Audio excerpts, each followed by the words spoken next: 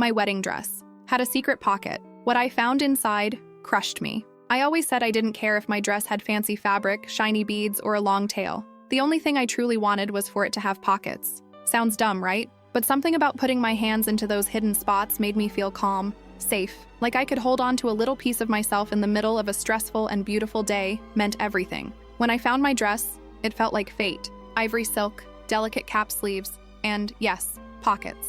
I cried in the dressing room, not because of how I looked, but because I could finally picture it all. The aisle, the vows, the forever. It wasn't just a dress. It was a promise to myself that everything I'd endured had led to something beautiful. My fiancé, Drew, loved to joke that he couldn't care less about the wedding details, but he always looked at me like I was the most radiant thing in the room. We'd been together 5 years. I moved across the country for him. I nursed his mother through chemo. I stayed when he lost his job, when he fell into depression, and when he got back on his feet, he proposed in a way that made every ache feel worth it, hiding the ring in my favorite book, the pages dog-eared from years of shared love. I did hate that he cut the book up to put the ring inside, but he promised to buy me a new one. The morning of the wedding, my tailor dropped off the freshly pressed gown. I unzipped the garment bag like it held my future. My bridesmaids had left to get food, so I was alone in the bridal suite when I started to steam it. I slipped my hands into the pockets and felt something inside. It was a thick, grainy paper. I pulled it out, expecting maybe a sweet surprise from Drew.